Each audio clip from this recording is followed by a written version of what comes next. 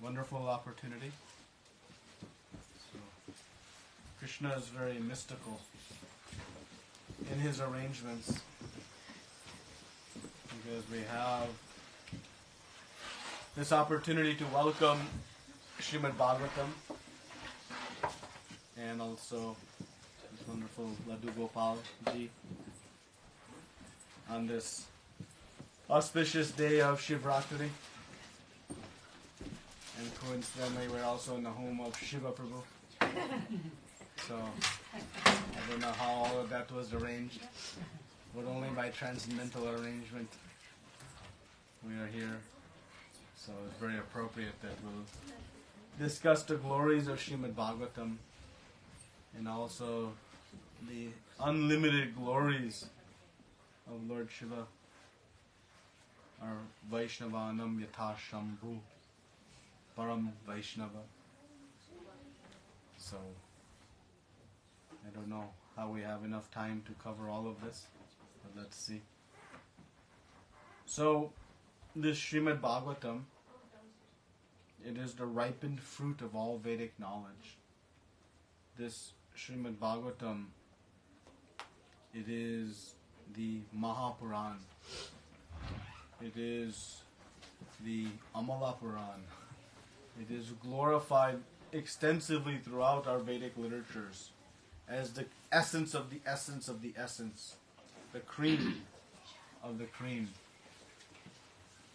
It has unlimited glories, in as much as you cannot adequately describe the brightness of the sun. Can you compare with words how bright the sun is? Similarly, words cannot adequately summarize the glories of Srimad Bhagavatam. It's so potent and it's invaluable in providing us the opportunity for perfection of life. What price we would put on something that would give us perfect life? Would you put any value? Is there any limit to what we would do to acquire such thing? So by the unlimited mercy of Srila Prabhupada, we have come in contact with Srimad Bhagavatam. And by the unlimited mercy of Srimad Bhagavatam and by the unlimited mercy of Srila Prabhupada, we all have the opportunity to bring Srimad Bhagavatam into our house. And Mataji and Prabhuji have been very blessed, because it's no ordinary thing to welcome Srimad Bhagavatam into your home. We think we just bring a box of books and bring them into our house. It doesn't work that way. Only when Krishna decides it to happen, it can happen. Just like if you want to bring some famous musician to your home, can it happen?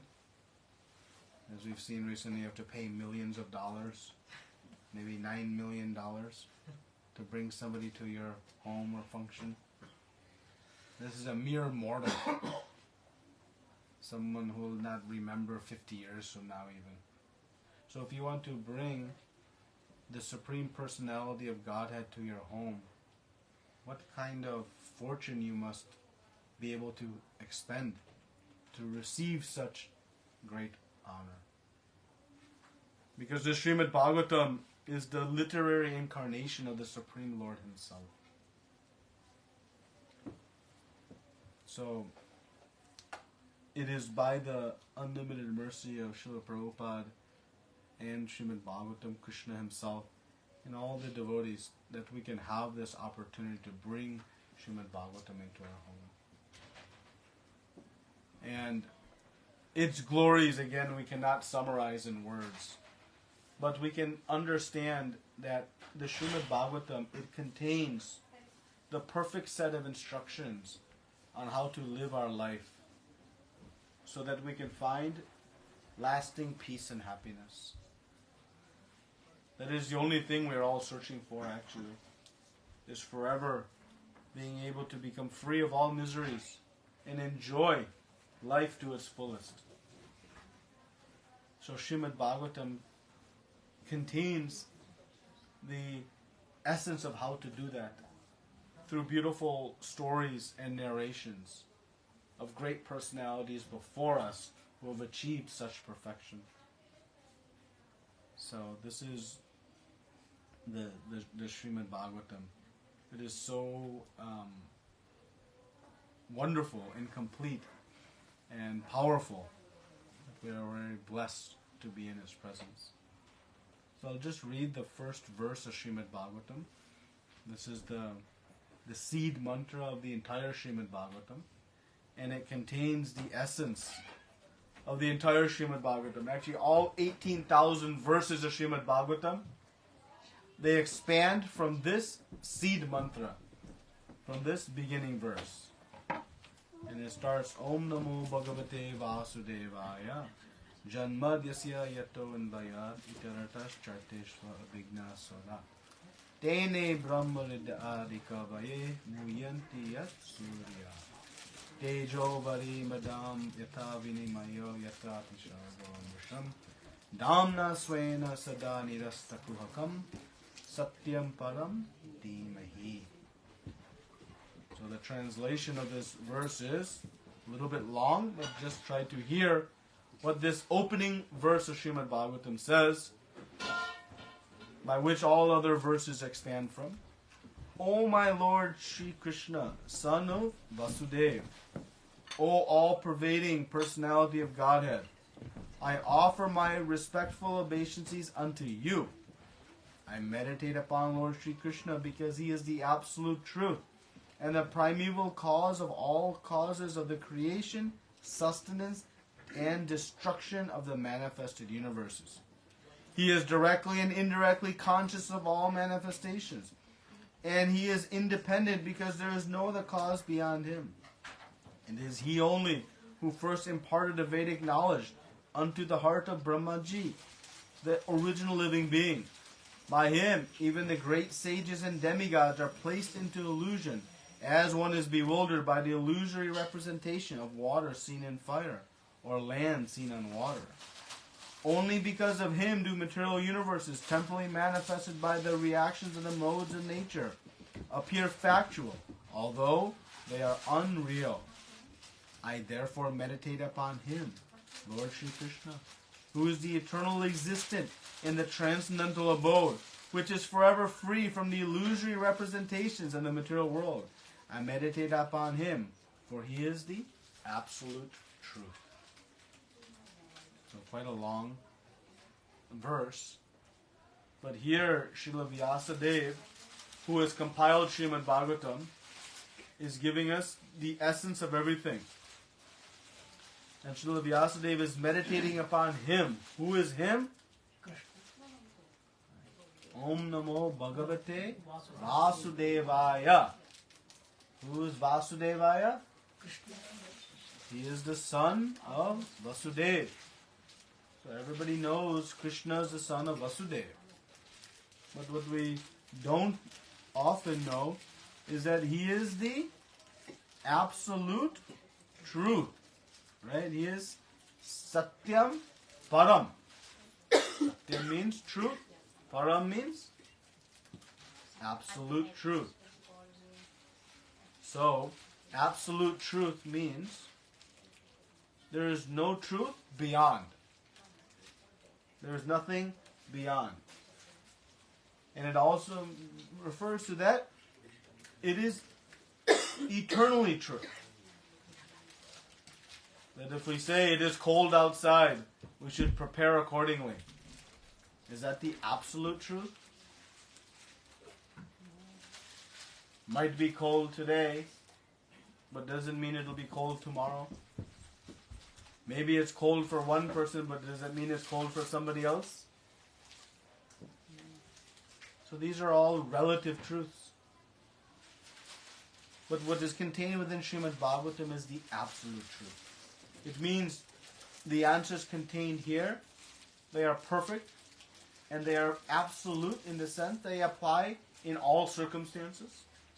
And there is no further place one needs to search to get answers. And that is why Srila Vyasadeva is speaking this Srimad Bhagavatam. So the history of the composition of Srimad Bhagavatam is that Srimad Bhagavatam came, Srila Vyasadeva had the service to put all of our Shastras to writing. All the different Vedic literatures, the 4 Vedas. There are actually one Veda split into 4 sections. All of the Upanishads, all of the different Purans, and so many other Shastras. Srila Vyasadeva compiled, but he was feeling unaccomplished. In fact, he was feeling quite void and saying as if I had accomplished nothing. So he was confused. So he approached his spiritual master, Narada Muni. And Narada Muni instructed him on why this feeling was there. This feeling of incompleteness. Anyone have achieved some goal they had in life? Maybe a goal they had for some long time. And then we achieve it. And maybe immediately or maybe after a little bit of time, that achievement feels incomplete. It didn't give me everything I was hoping for. I had spent so much time and energy aspiring, working hard to achieve whatever that was. And after I got it, it didn't quite give me the satisfaction I thought it was. Anybody has felt that? In fact, if we see every goal we have set for ourselves, we are left with that feeling. That sense of incomplete. Some happiness, some sadness, but it's not complete and whole. So this is the same situation Srila Vyasadeva was in. So Narada Muni explains to him that because you have not spoken directly about the Supreme Personality of Godhead, Lord Shri Krishna, you are in this condition. But as soon as you explain directly about the Supreme Lord, then you will experience this sense of completeness that you are searching for. So it's a perfect instruction for us. All of these goals, all of these objectives we have in life, they are good goals, but they are incomplete until we bring Krishna into the center of those goals. If I have 5 zeros, 10 zeros, 100 zeros, do those zeros mean anything? But if I put a 1 in front of those zeros, now do those zeros have meaning? Yes. You want 10 more, or you want 50 zeros with a 1 in front. So all these zeros, they're like all of our goals.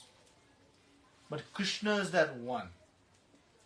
When we bring Krishna into the center of those goals, then they actually will have the fulfillment, the real meaning that we are searching for. This is the position of the Supreme Personality of Godhead. So how to do that, that is what's explained within Srimad Bhagavatam. So Babaji and Mataji are very blessed to have brought Srimad Bhagavatam into their home. We pray that they can start to read the Srimad Bhagavatam every day. As I always say, what happens when we see all of these books? We think, how will I ever finish them? The anxiety builds. I thought I was getting one book. Many times that happens. Just start with 1 page, 1 line every day. And you will actually find so much satisfaction in the Srimad Bhagavatam that you will want to read it more and more. But just approach Srimad Bhagavatam every day. without fail. And that is how you'll find great perfection and understand how to find this wonderful experience in life. So we'll read now from the 4th canto, 24th chapter, text number 28. My eyes are not so good today, so I'll read my glasses. Yaparam Rambasha Shakshat Triguna Jiva Samnitat Bhagavatam Vasudevam Prapana Sapriyo Hime. Translation. Lord Shiva continued, any person who is surrendered to the Supreme Personality of Godhead, Krishna, the controller of everything, material nature as well as living entity, is actually very dear to me. Purport. By His divine grace, A.C. Bhaktivedanta Swami Srila Prabhupada. Srila Prabhupada ki jai. Now Lord Shiva explains the reason He has personally come before the princes. It is because the princes are devotees of Lord Krishna, as stated in Bhagavad Gita. Bahunam janmana nante jnana vamam prapadyate vasudeva sarvamiti samahatma sundarlabha. After many births and deaths, he who actually is in knowledge surrenders unto me, knowing me to be the cause of all causes, and all that is. Such a great soul is very rare. Lord Shiva is rarely seen by common men, and similarly a person who is fully surrendered unto Vasudeva Krishna is also rarely seen, because a person who is fully surrendered to the Supreme Lord is very rare. Sa Mahatma Sadurlabha. Consequently, Lord Shiva especially came to see the Prachetas, because they were fully surrendered to the Supreme Personality of Godhead, Vasudeva. Vasudeva is also mentioned in the beginning of Srimad Bhagavatam in the mantra Om Namo Bhagavate Vasudevaya. Since Vasudeva is the ultimate truth, Lord Shiva openly proclaims that one who is a devotee of Lord Vasudeva, who is surrendered unto Lord Krishna, is actually very dear to him. Lord Vasudeva Krishna is worshipable not only by ordinary living beings, but by demigods like Lord Shiva, Lord Brahma, and others. Ya Brahma Varundendra Rudra Murtas Tuvanti Diyastavai. Krishna is worshipped by Lord Brahma, Lord Shiva, Varun, Indra, Chandra, and all other demigods. That is the situation with a devotee. Indeed, one who takes to Krishna consciousness immediately becomes very dear to anyone who is simply finding out and beginning to understand what Krishna consciousness actually is. So, let us discuss a little bit on this very auspicious day of Shivratri. The glories of Lord Shiva. He is glorified in our scriptures unlimitedly. But Lord Shiva also is extremely misunderstood and in many ways misrepresented. So let us rely on the contents of Shastra to explain the position of Lord Shiva and the great glories of who He is on this day of Shivratri. So as you know, today is the actual day of Mahashivratri. The Shivratri, the night of Lord Shiva. It occurs once every month.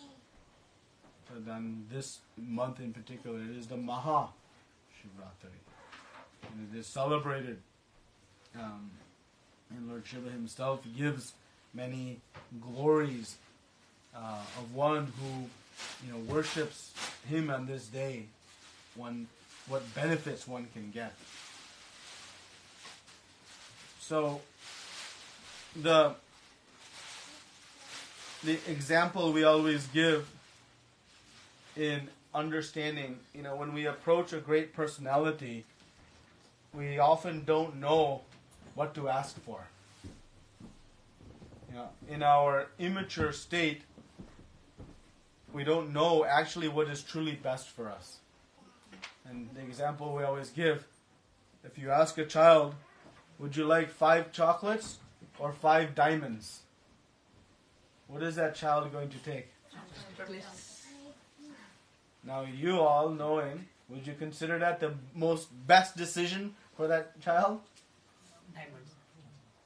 how many chocolates they could buy if they took the diamonds and took them to the market. Right?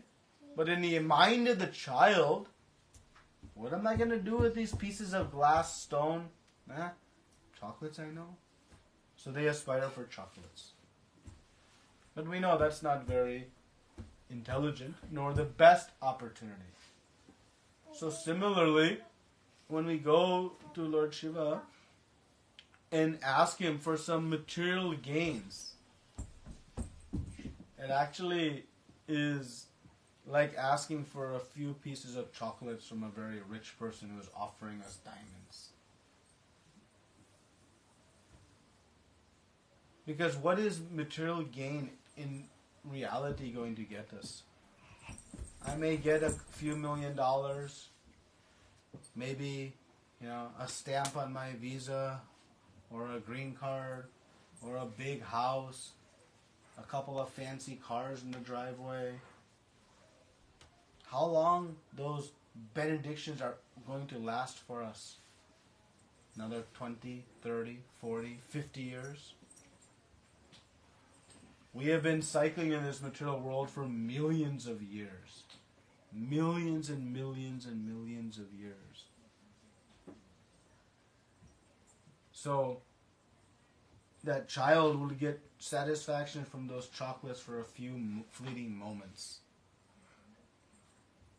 And we know, when that child eats too many chocolates, what happens? Stomach aches, tooth cavities, shot has to come to fix the cavity.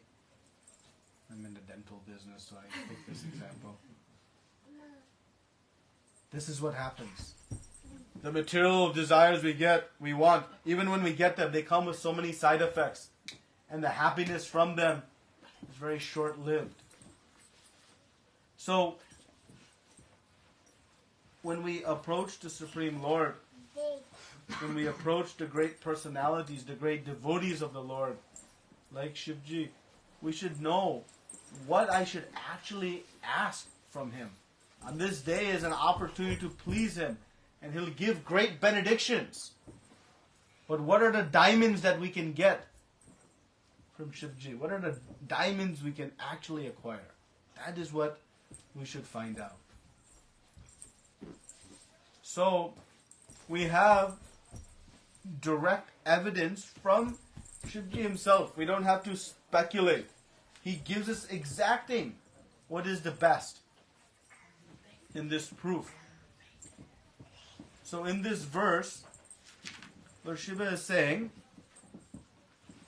that one is very dear to me. How many of us would like to become very dear to Lord Shiva today? And not every day. We all would like to become very dear to him. So to become dear to somebody, we must understand what pleases them. Right? Not what pleases us. Not what pleases us. When I do my service to somebody, and they know that I'm doing that service only to get something back in return, is that service very pleasing? Not really. But if, on the other hand, I am rendering some service to somebody, and they know I have no expectation of anything in return, I am just doing it out of my intent to please them, and no desire. Now, is that service very pleasing? Very pleasing. So that is, we know that by our own relationships. So if we want to please Lord Shiva, we should approach him without these material desires. We know he is Ashutosh, which means easily pleased. Which is why he is so commonly worshipped.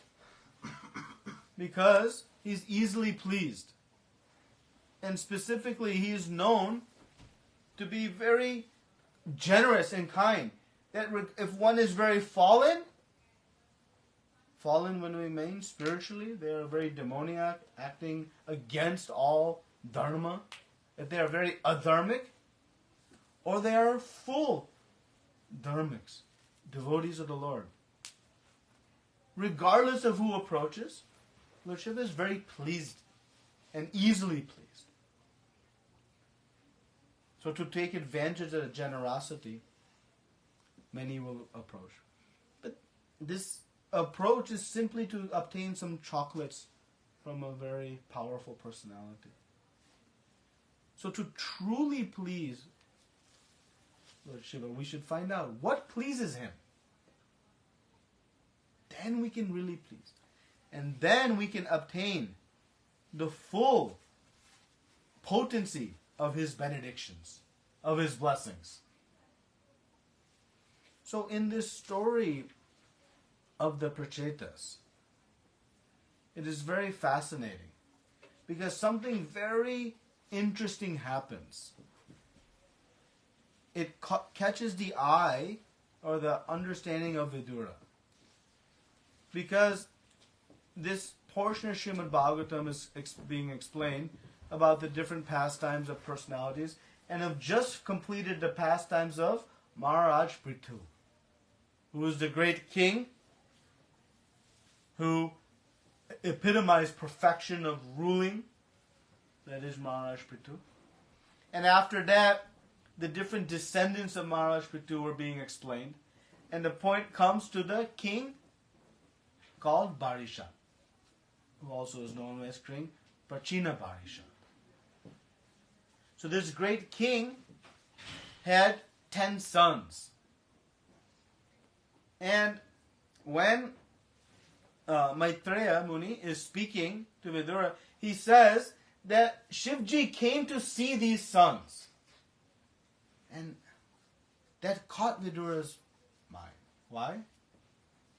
Because we don't hear really ever where Shivji goes to see somebody. Think about it. You know, if the king goes out of his palace to see some citizen, that is a very significant event, right? Otherwise, everybody has to come to the palace, go through so many formalities, so much rule to have some audience with the king, right? But if the king leaves his place and goes out to see somebody, that means something extraordinary has happened. So in this circumstance, Lord Shiva has come to see these 10 sons of King Prachina Barisha. Why? So Vidura is asking, why? What did these boys do? Because this I have not heard. Vidura is saying, I've seen so many, but this circumstance I have not seen anywhere. So they must have done something that was very pleasing to Lord Shiva. And that is an instruction to us. How many of us would like to have Shivji come and see us? That would be a great fortune. So what the Prachetas were doing?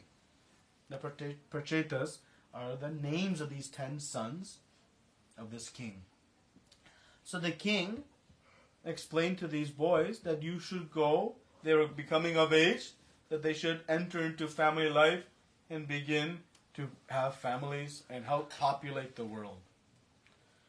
So these 10 boys were very dutiful. And they were prepared to follow those instructions. But in order to prepare to fulfill those instructions, they wanted to go and perform some tapasya, some austerity. But in specific, they wanted to render some devotional service to the Lord.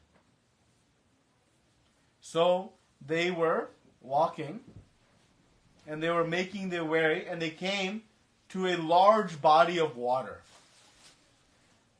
And in this large body of water, they were thinking this would be a nice place for us to enter into and perform our austerity.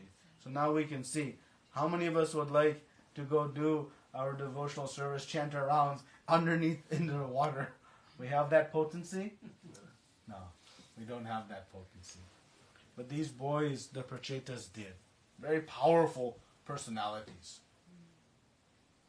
So as they're approaching this pond, we can say a large body of water, not quite a pond. Lord Shivji comes out of the water and meets them right at the banks of this pond. And the boys are like shocked. And they offer their obeisances. They offer the glorifications of Lord Shivji. And then Shiva explains that I'm very pleased by your service to the Supreme Lord. In the prior verse to what we read, he says that you all are the sons of King Prachini Bari, and I wish you all good fortune to you. I also know that you are going to do, and therefore I am visible to you to show my mercy upon you. These boys are very fortunate, receiving the mercy of Shivji, who came to see them. What he said? I am visible to you to show your mercy. Why? Because I know what you are going to do. He knew what was in their heart. And what was in their heart? Well, that is the verse we read. I'll just read it again. Now we have more context. Lord Shiva continued, any person. What kind of person? Any person. He didn't say of this qualification, of this status, of this gender, of this race, of this. No. Any person who is surrendered to the Supreme Personality of Godhead, Krishna, the controller of everything, material nature, as well as the living entity. So he's explaining, who is Krishna? The controller of everything, including material nature, as well as the living entities. So the person who is surrendered to the Supreme Personality of Krishna is actually very dear to me. Who is dear to Lord Shiva? Who is surrendered to Krishna. Who is surrendered to Krishna. Does he say, who is surrendered to me? No. That's not what he says. Because of the prachetas, there are many, many devotees surrendered to Shivji.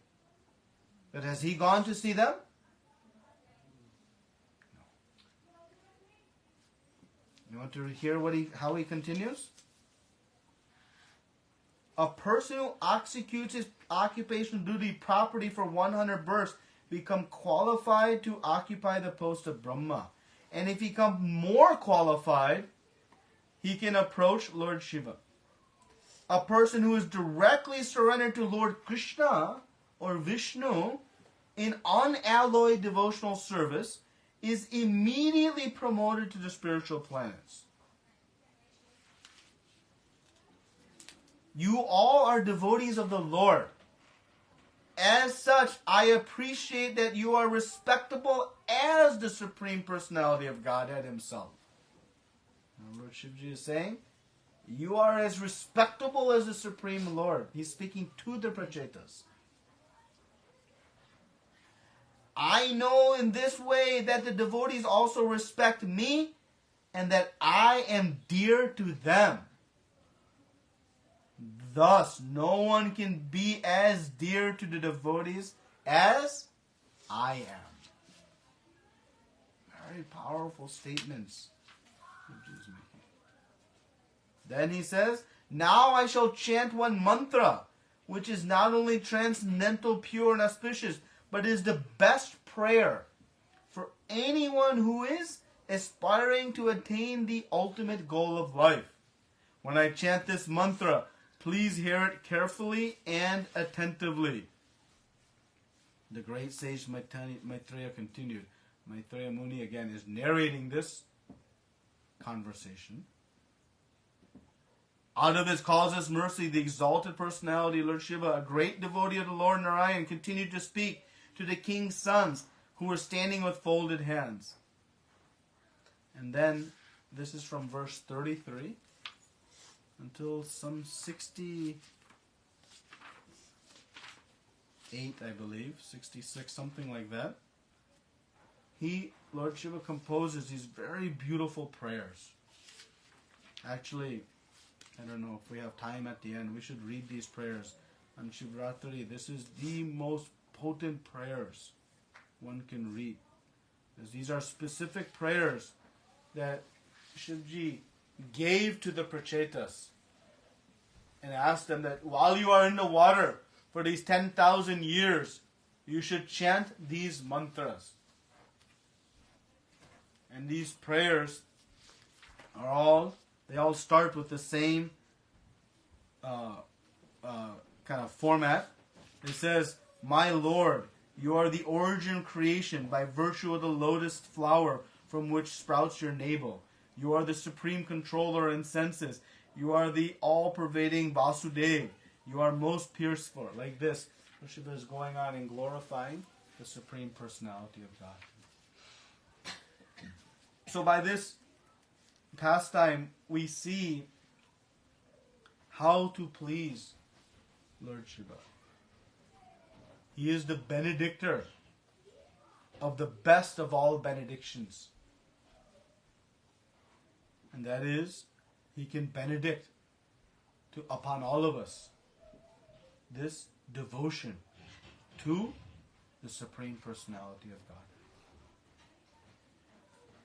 Once, a poor Brahmana, who was a great devotee of Lord Shiva, was praying to him, and Lord Shiva became very pleased.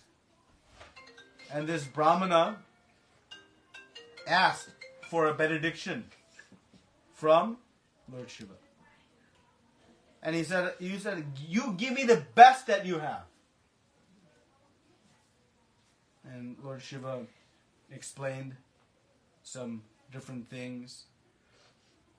And the Brahmana became very attracted to this thing called a touchstone.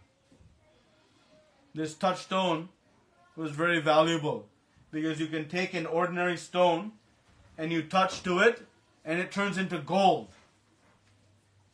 So this very poor Brahmana thought, wow, now I can have some wealth to maintain my family. We don't have to live on scraps, begging some comfortable home. Just touching to this stone, I can get all my necessities of life fulfilled. So he became very eager and pleased. So Lord Shiva said that you go to this Sanatan Goswami. He is situated on the banks of the Yamuna. And he will give you this touchstone. You ask him for it. So this Brahmana became very pleased. And he went with great enthusiasm to see this Sanatan Goswami. He was a little bit perplexed. Why this Goswami has some touchstone that of such wealth and value. But nonetheless, with faith, he decided to continue. And he approached Sanatan Goswami. And he says, I hear you have something very valuable. Yes, I do. He says, yes, I hear that you have this touchstone. He says, yes, I also have that. So this Brahmana says, I would like to have this touchstone of yours. Okay. And so Sanatan Goswami had some pile of rubbish, trash there. He removed some of the trash and he brought out this touchstone. And this Brahmana, and he gave a little test to make sure, is it going to work? And he got some gold. He was ecstatic. Wow, I have achieved this. My dear Shivji is so kind, so merciful to me. And he left. And he started to walk. then he thought, wait a minute. If this thing is so valuable, why this Goswami is keeping it with his rubbish? He must have something even more valuable. He's holding out on me. He must have something even more valuable. Why you would keep it under the trash? So he goes back to the Sanatana Goswami. And he says that you must have this something better than this. Why are you keeping it under the trash? I want that. And Sanatana Goswami, you really want that? He says, yes. Okay. But there's a condition. Very important condition. Very instructive to us. He told the Brahmana, you first go and take this touchstone and you throw it in the river.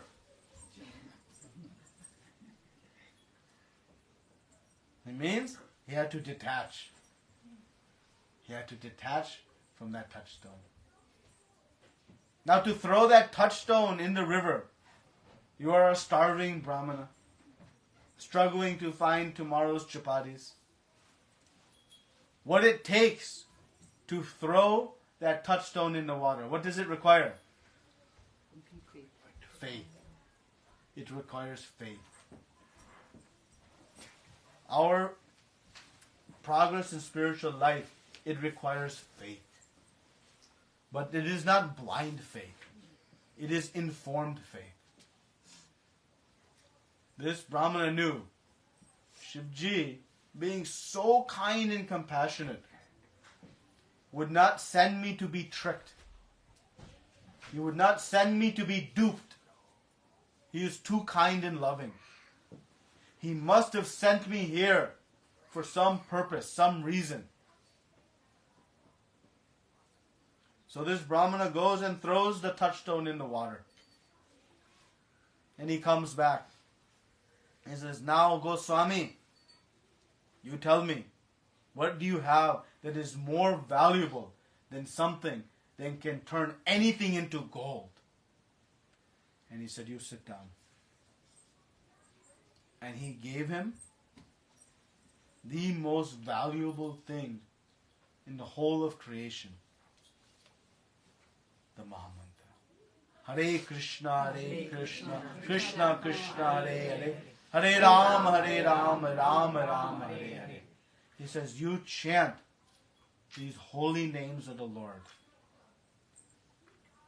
These are transcendental, empowered names of the Lord that carry the benediction of the entire potency of the Supreme Lord.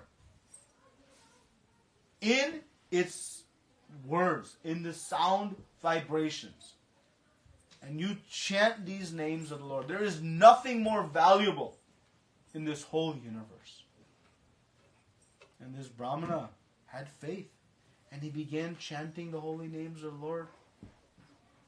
And he attained complete happiness, complete perfection. All of the desires in his heart, the impure desires, instantly cleansed. So this is the real benediction that we can search out for from the great Lord Shiva, who can bestow the benediction upon us to remove the impurities within our heart and to give us this benediction of full surrender to the Supreme Lord. Because as the Prachetas understood, this is what actually pleases Lord Shiva. So on this most auspicious day of Shivratri, we can pray to Lord Shiva to obtain the faith in surrender to the Supreme Personality of Godhead, Lord Sri Krishna. And if we pray to Him, because He is easily pleased, then it will happen. And this will actually please Lord Shiva Himself. So this is a little bit that we see. Actually, Lord Shiva's very beautiful pastimes are explained quite extensively in Srimad Bhagavatam in the beginning of this 4th canto. Here, some more in the 6th canto, 9th canto. So very elaborately described many different pastimes. So this is the opportunity we have. So I hope you all will take this opportunity also to bring Srimad Bhagavatam into your home. The Srimad Bhagavatam is the most powerful possession we can bring into our home to find this perfection of life. But it starts with some faith, and we have to read it. So I beg all of you, please take the Srimad Bhagavatam, start reading it and applying it in your life, and I guarantee you'll find perfection of life. Thank you very much. Srila Prabhupada ki jai. Grantharaj Srimad Bhagavatam ki jai. Mahashivratri Mahotsav ki jai. Srila Prabhupada ki jai. Ananta Koti Vaishnavinda ki jai. Any questions, comments, discussion we can have? Yes. My mother is going to hopefully make some comments. Okay, since we were talking about Prachetas, Shivji is preaching to Prachetas, in the place, where he went, the pond is still there. It is in Kerala, the Guruvayu. If you go to Kerala, go to Guruvayu. The Guruvayu has a temple, and right next to the temple is a big pond, very big pond, where Prachetas were there and Shivji was there. There's a place in the middle of the pond. Shivji's place is there. But now the Shivji's, since they were doing austerity, he moved to the little further, 2-3 kilometers. So his temple is there too. So Shivji's temple is there and pond is there.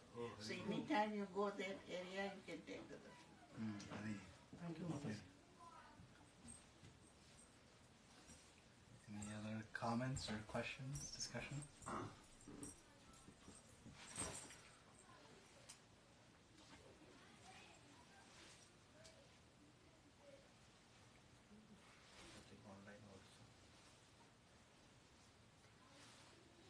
Nothing? Something. You have to have at least one.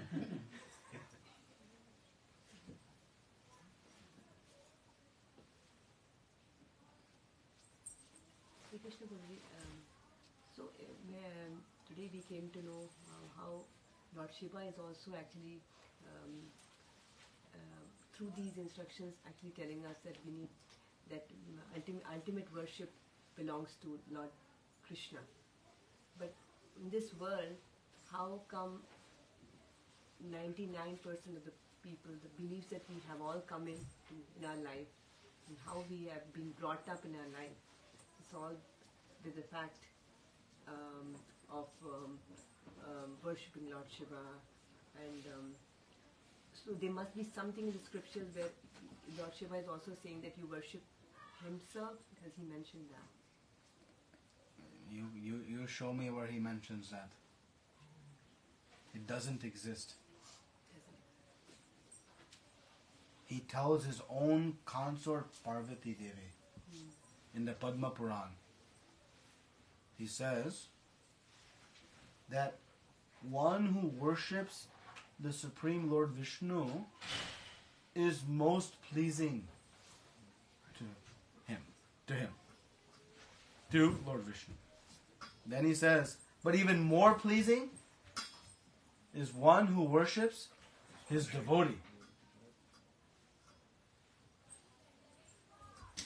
But Lord Shivji is constantly in meditation on you want proof in the first part of this chapter, 3rd chapter, 4th canto, he's telling his consort Sati, Mother Sati, when she is deciding whether to go back to Daksha's house, her father's house, after he insulted Lord Shiva. And she says that, my Lord, that you are constantly meditating on the Supreme Personality of Godhead. So what instruction he would then give? Just basic logic. But because Lord Shiva is Ashutosh, if you approach him with ill intent, even that he'll fulfill. And the most prominent of example of that? Who? Ravan. No. Vrakasura. What he wanted to do? He asked the benediction that whosoever head I touch, they'll die. And whose head he wanted to touch? Shiva. And who gave the benediction still? Shiva. You'll give the potency to somebody to kill you? No. We are not that liberal. But Shivji is that liberal. But Shivji is also not foolish. He knows, okay, if this happens, Krishna will protect me. And who protected him? Who protected him? Who? Krishna. Krishna. Why Krishna would because he is the supreme protector. He is the supreme protector. Surdam sarva bhutanam. I am the well-wisher of everyone. So who does Shivji render to in need? So why Shivji would tell us anything but the best of all knowledge? He is most loving. That's why he is celebrated as Vaishnavanam Yatha Shambhu. Who is Shambhu? And what is he? The topmost Vaishnava. Shivji is the predominator of the whole Rudra Sampradaya. Now how he could originate a whole Sampradaya on the worship of Krishna if his intent was worship of me?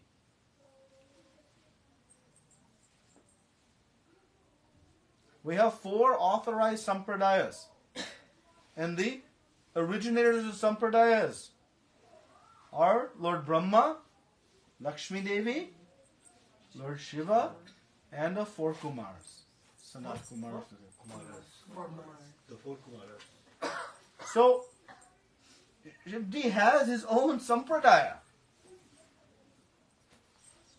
So this is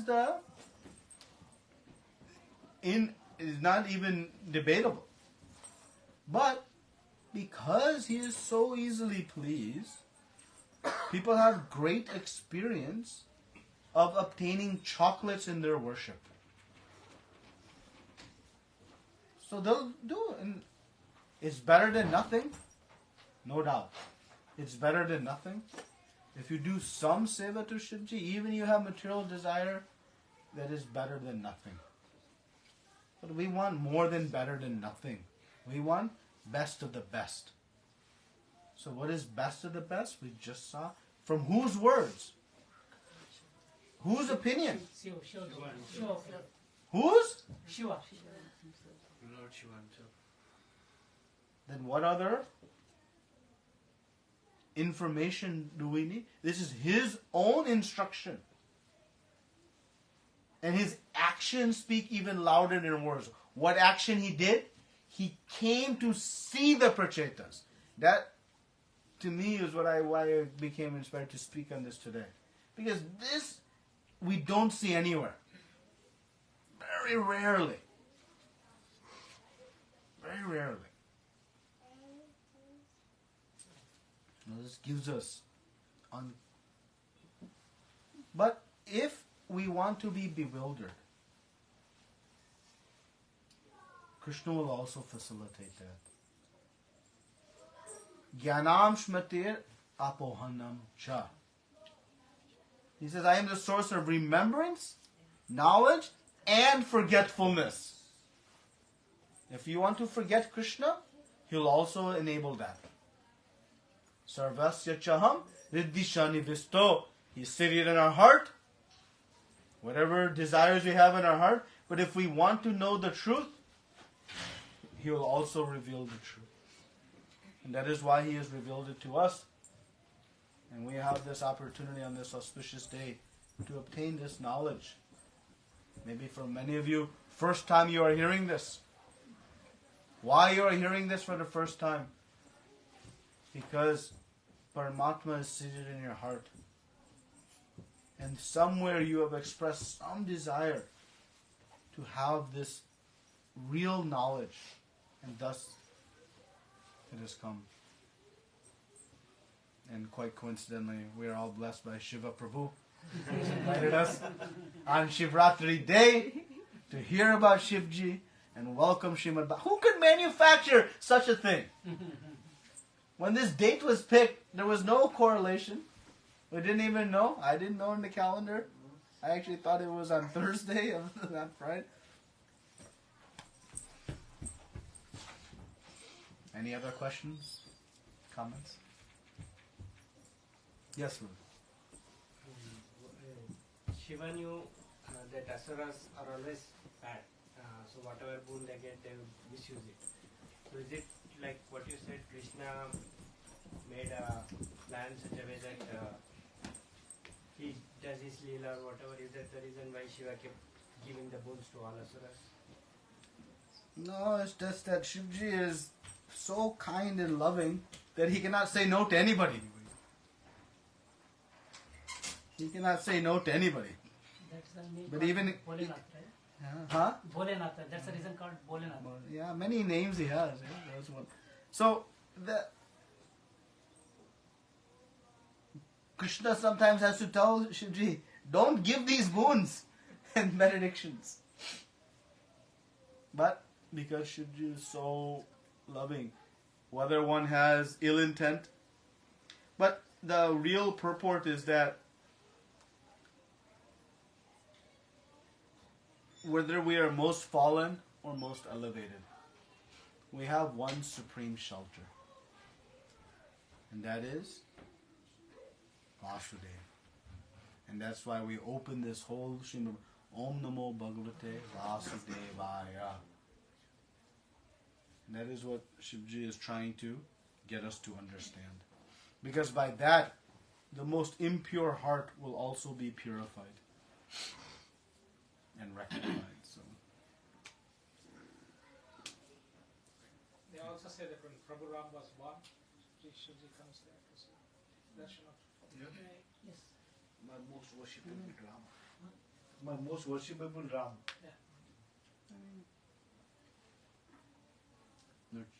Lord Shiva has many prominent manifestations in Vrindavan.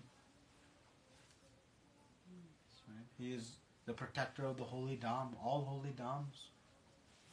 We actually approach the holy dhams through Lord Shivji. Whole Nandagram is on the hump of Nandi. That's why it's called Nandishwar. So it has a very prominent place in Krishna's pastimes. The story of Daksha that his head is being chopped off, is that a real story? That Shiva chopped off, Rudra or Shiva who were chopped off? Is it the real story? Because Daksha was a Krishna Bhakta, right? Vaishnava Bhakta. What happened? So in that, Daksha was conducting, Daksha was not conducting it initially. So there was a great yajna being performed. A great yajna was being performed. All the demigods had to come. Lord Brahma was there, Lord Indra was there, Vayudev, everyone was there. Shivji was there. And when Daksha came into that assembly, there is etiquette.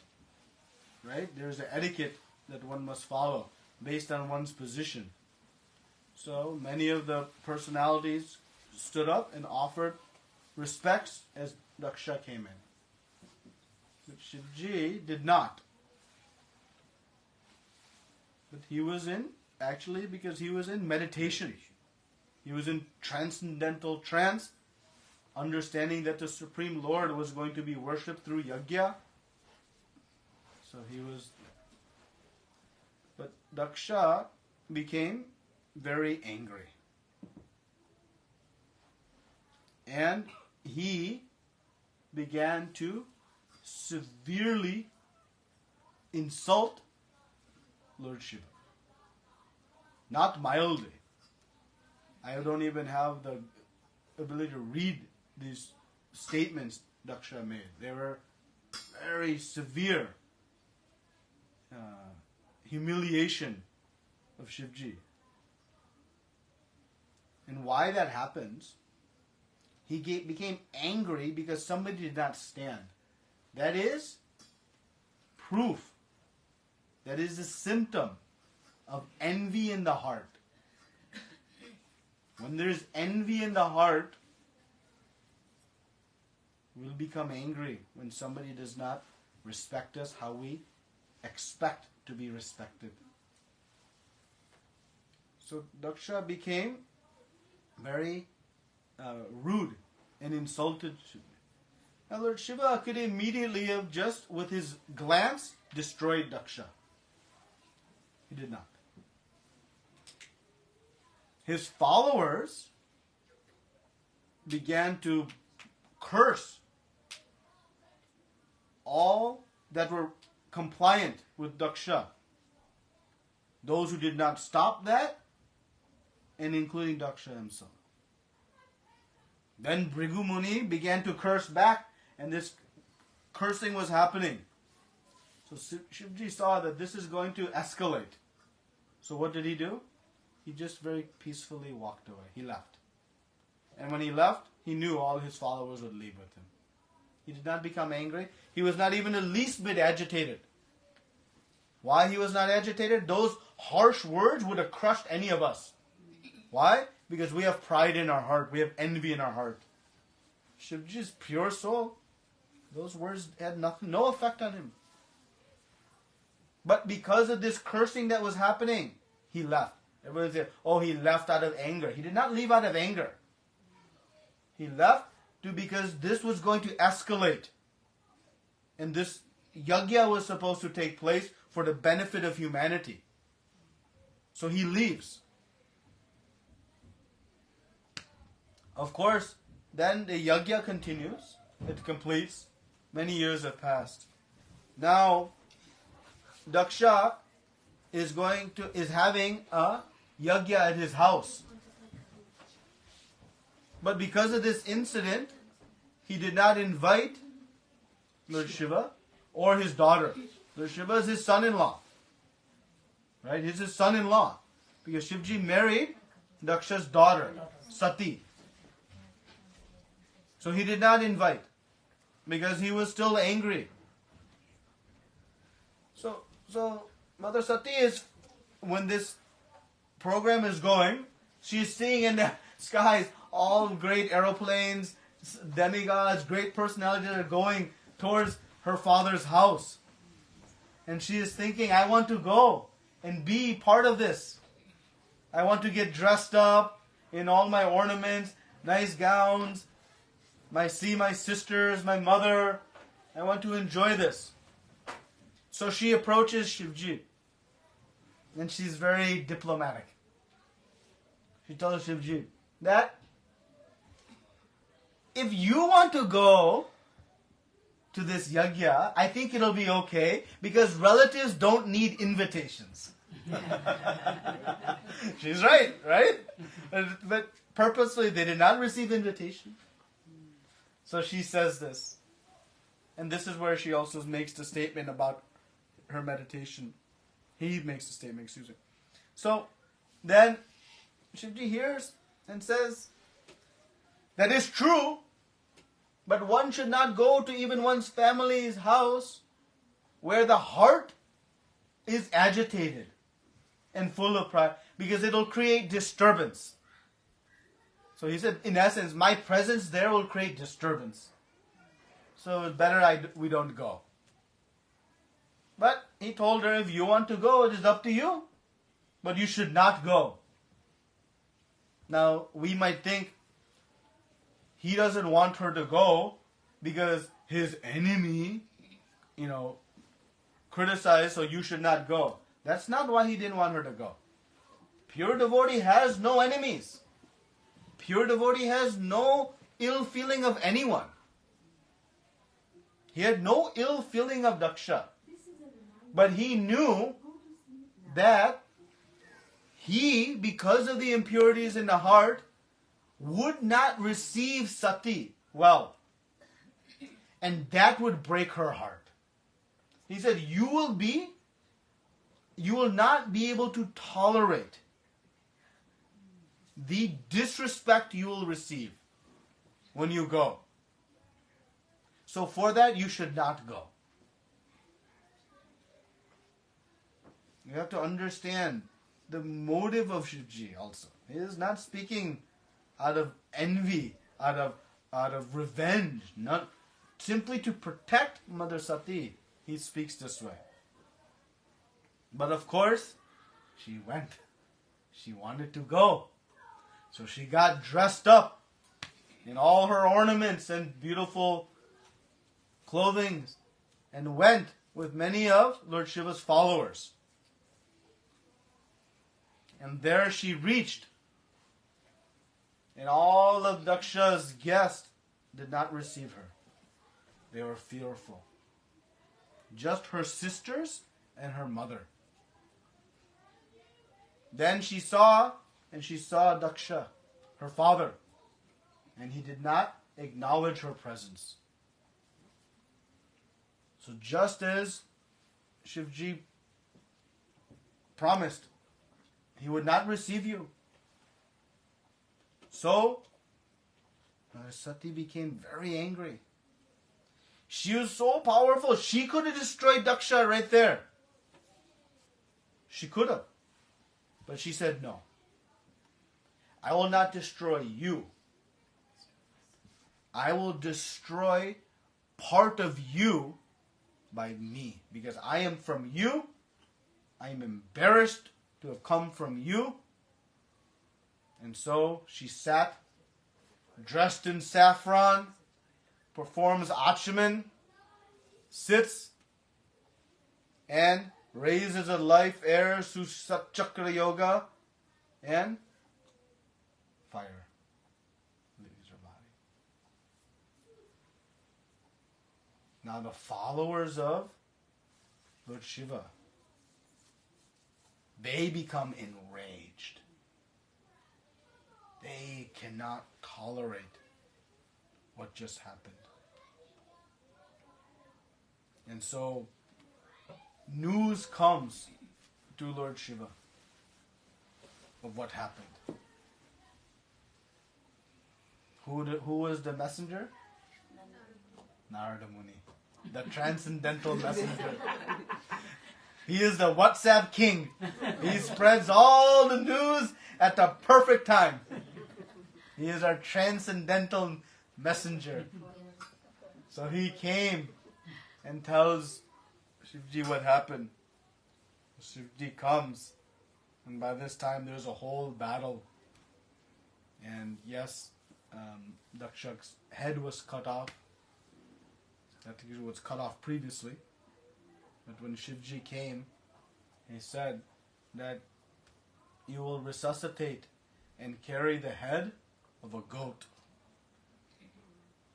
And so he received the head of the goat and he revived. And few of the other demigods also received different punishments. I believe Bhrigu Muni received the beard of the goat, if I'm not mistaken. And there are a few others were forgiven based on the degree of their aparad, their offense. And then Daksha, in this form, the head of the goat, he composes beautiful prayers on Lord Shiva because his heart became purified. See, this is the motive of Shivji. His motive was not to get back at Daksha. His motive was not to get revenge. His motive was to help remove the envy from his heart, because that was going to be his destruction. in Srimad Bhagavatam is explained that he was destined to suffer in hell had he not been revived in this mode. But if he had not been given this head of a goat, possibly his pride would not have been removed. So actually he becomes fully purified. He offers obeisances to Lord Shiva and offers beautiful glorification of Shivaji. Mission accomplished. This is the mission of Lordship. To rectify the impurities of our heart. Not to exact revenge or create, unnecessary disturbances. Because his feelings were never hurt in this whole episode. Why? Pure devotee. Our feelings get hurt when there's pride in the heart. That is the only time. If there is no pride in the heart, no envy in the heart, our feelings are not hurt. So, long answer to your question. No, it's not long. Sorry. It's a beautiful answer. That is that pastime. Any other? Nobody will ask questions now. We'll end here. Grantha Raj, Srimad Bhagavatam ki jai. Srila Prabhupada ki jai. Ananta Koti Vaishnava Vrinda ki jai. Shri Mahashivratri Mahotsav ki jai. Nitya Krishna Prabhu.